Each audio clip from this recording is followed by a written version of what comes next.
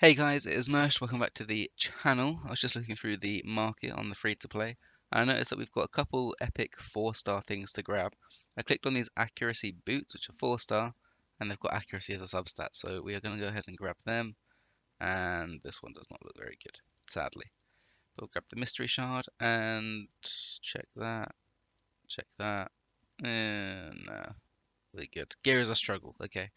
But yeah, welcome back to the channel. We're currently on day 10 for the free to play, and I felt like I was looking back over the last sort of week and a bit, um, well, a week and a weekend, I guess, and I felt like the free to play started really, really well. We were flying through missions. The dungeons were kind of going down quite easily thanks to the Ignatius pool, and honestly, after Hell Hades and sort of the HH Gaming team dropped the trackers, I was actually feeling better about where I was, right? So I've got a couple of things here. So this is the Ice Golem top 10 tournament when the thing dropped, and we were chilling there in 10th. Now, yes, we were the only one on this list not to be on to stage 13, but at the time we had the best time for stage 12, who hadn't progressed past to stage 13. So you know what, I'm taking that as a small victory. I wasn't expecting to be on the tracker, at least on the front page of like all the top 10s, like at all. I thought I was gonna be like 200th probably, because I feel like there's so many people competing that everyone's going to be like trying to compete and try and push as hard as they could, right? The other one, which I thought was quite cool, is that we were actually the 23rd person in this challenge to get a 6-star. That's what this list of sort of people was for. And yeah, I was again quite chuffed with that because I thought I took a little while, especially after Hell Hades showed off those two people who got a 6-star within the first day, and I think one of them had a second 6-star by the third day, maybe. But either way, I thought it was going well. But since then, I think I've been knocked off the Ice Golem leaderboard, which is understandable. It wasn't like a crazy impressive, like uh, thing that got me onto that leaderboard. It was just that I'd done it quicker than anybody else who hadn't progressed further. So either way, it was going well.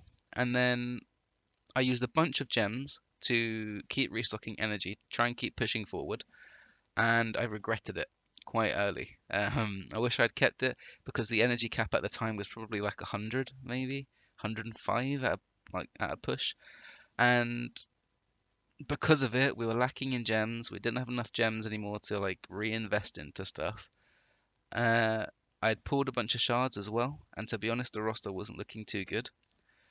And I was just kind of panicking. I didn't really know what to do. So I'd also decided that I was going to try and like tunnel on getting a second 6-star, right? Because I thought that'd be the easiest, like most obvious way that I could try and progress the account. But the issue I had was who was it actually going to be? So this is the roster. At the time we had Armiga, Ruella, Ronda, and Deacon. They were the choices for the 6-star, right? And to be honest, when you look at all of their kits, none of them are going to be able to push me on right now and just like turbocharge the account beyond what Ignatius is currently doing. Um, Ronda would have been a great candidate if I didn't have Ignatius already, just because he is Magic Affinity, she is Magic Affinity, he is legendary, she is legendary. So not only are we going to need the big version of the affinity pots to be able to ascend them, but we're also going to have to divvy out the legendary books, which I don't really want to do at this stage because you're not going to get many legendary books anyway, and I kind of wanted to be smart about them. So she's going to stay at 5-star for the time being, almost level 50. And to me, she does a job. I think she'll still have like a niche area or a niche like slot in the arena where I'm going to be able to consistently use her in. And at the moment, she's the only other champion on the whole account that has another AoE aside from Ignatius. So she's still going to provide value in that sense. However, because of the legendary and affinity thing, I'm not going to bother. Not yet, anyway. Maybe once Ignatius is done, we can look at Ronda and reassess the account then, but who knows? Then you got Deacon, who would obviously be a quite clear standout choice, just because he is going to be with us basically throughout this whole series. He is going to be able to slot in to multiple different areas of the game, whether it be any dungeon, obviously faction wars, but also Clan Boss. He's got like a really good little kit for Clan Boss. You can build some pretty fun teams with him. And to be honest, like the more you think about it, there's just less areas where he won't fit in at all. However, grabbing masteries on him and just getting War Master, yes, it will improve my Clan Boss damage in the short term, but I don't have crazy good gear right now. And to be honest, Clan Boss is the only area where I feel like it will have a significant impact in. And at this time, I don't feel the need to be able to push on through Clan Boss. Like yes, it would be nice, but I don't have any poisoners on the account at all. So trying to hit big numbers on Clan Boss just won't be happening for a while, just because I don't have any Clan Boss damage dealers at all. And I feel like just relying on War Master procs, like it'll be good for the short term, and to be honest, it could be good for like the medium term until I get a good dedicated poisoner. I had one Outlaw Monk that I had on the account, and I fed him really, really early on, and I have not been able to find or pull another one since, which sounds bizarre because he is an uncommon champion. Um, but yeah, poison wise, Clan Boss is just not going well. Um, and then we had Ruella, and Ruella, I'm really enjoying using her kit. It's really fun with two triple hit abilities and then an increased turn meter with the increased crit rate and a really good base speed. Um, the issue is that I feel like she's going to be really gear intensive to get the best out of her. And you can say that for any champion, but with her, I feel like it's especially the case because you need to have her really high speed, really high crit rate, really high accuracy, just so she can actually do her job. Then beyond that, to get value from her, you need to squeeze in damage stats as well. And right now, I'm struggling to get one of those things. Like I can just about squeeze good speed and accuracy. Nothing else is on this build. Hence why she's in like perception, speed, and then we've got this which is rolled speed. This is speed and accuracy. But again, it's only 3 star. But we're struggling for gear, and I just don't feel like she's going to be the person to really like push us through right now. But I feel like she will really come into her own in the mid game. And with those champions there, I was kind of like, well, I don't really want to 6 star any of them. Not right now. I will eventually, for sure. But right now, I just don't feel like it's worth the grind to be able to get it because I don't feel like the benefit will outweigh the effort that it's going to take to actually get there. So I ended up pulling some shards. We have a very juicy 10x event on, and the gold would be lovely, but I wasn't expecting it at all. And to be honest, the main thing that was catching my eye were these 3 epics and, well, this epic as well, but the void one. So Quagon, you've got increased like duration of a random buff on an ally, which is kind of cool. But mainly he's going to heal everybody, place a shield on everybody, um, and I don't have a healer at all. And then he also has places block debuffs for a turn and an increased defense buff, which I thought, you know what, I have nothing like that right now, so that would be cool to grab. Same with Mausoleum Mage, who's really good for his the buffs that he provides, so increased crit rate, increased defense, and block debuffs, as well as like a heal along with a debuff cleanse, and then the A1, which is okay, nothing to shout about, but it's the other 2 abilities that you really want Mausoleum Mage for. And I just wanted him, and if not, Sepulchre Sentinel. And she would be really good for Clan Boss because she would be my block debuff champion, my increased defense champion, and my decreased attack champion, which again, I don't have on the account. And her passive is really cool when you're utilizing it in Clan Boss. 25% chance of completely blocking incoming damage when an ally is attacked once per turn. Like it's huge. Um, and if not, the Holy Grail would have been Maneater, again with a consistent decreased attack on his A1. He has this cool funky ability, which is useful like outside a clan boss, which basically just steals the target's turn meter and he gets it instead. And then obviously his unkillable ability with the block debuffs, like that would have been huge too. I just wanted something else to level up, some kind of support basically on the account. And I did pull shards and I didn't get any of those epics, which sucked. But what I did get was a few rares, which will help me now. So we'll start off with the best pull out of the lot, which was the one Void Shard that I actually pulled. And we've got Reliquary Tender, who may be the best rare support in the game. I'm not including Bellower as a support, just because, like, yes, he can be used as a support with his debuffs and stuff, but 9 times out of 10, he normally gets used for his ability to either be in a stun set and just nuke up waves, or like lockup wave, sorry, or he's used as a nuker for campaign farming. Reliquary Tender has a complete buff cleanse and a heal, like continuous heal for 2 turns, which is really nice. I'm lacking that completely, and it's huge.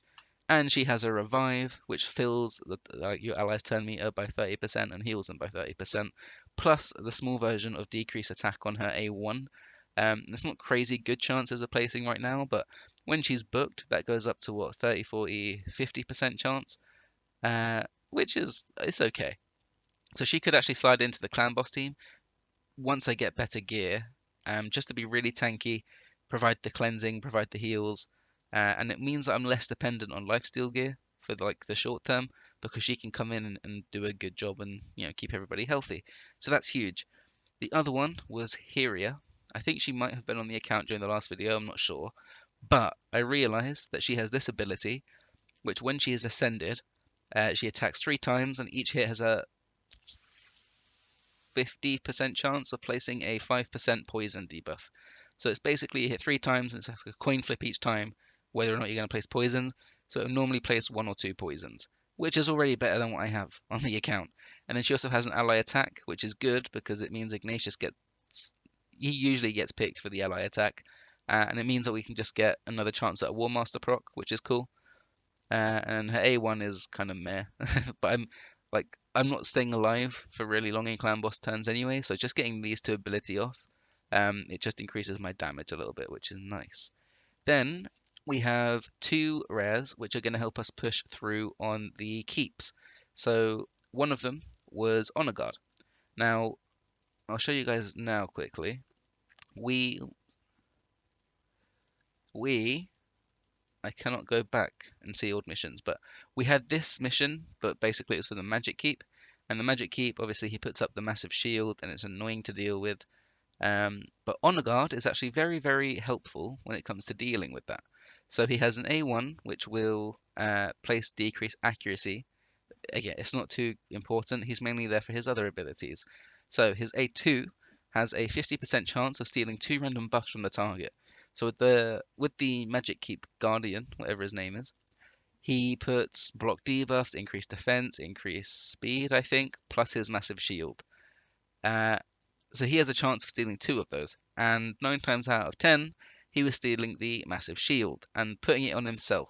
So he became this this this rare champion with like no stats apart from a little bit of accuracy, and he was able to have like some crazy value shield for 3 turns because that's how long the Magic Keep guy puts it on for, right?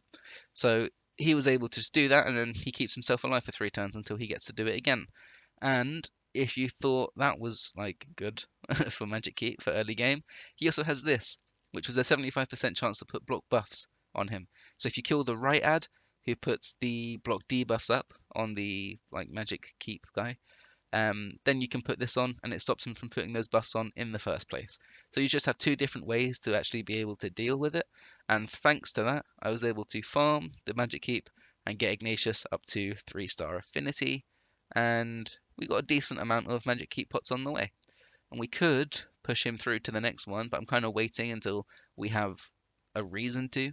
Because right now we don't have any amulets or anything to put on him. So there's no point trying to push to 5-star affinity or Ascension, sorry. And yeah, there's no champ training or anything going on right now either, so I kind of just want to wait.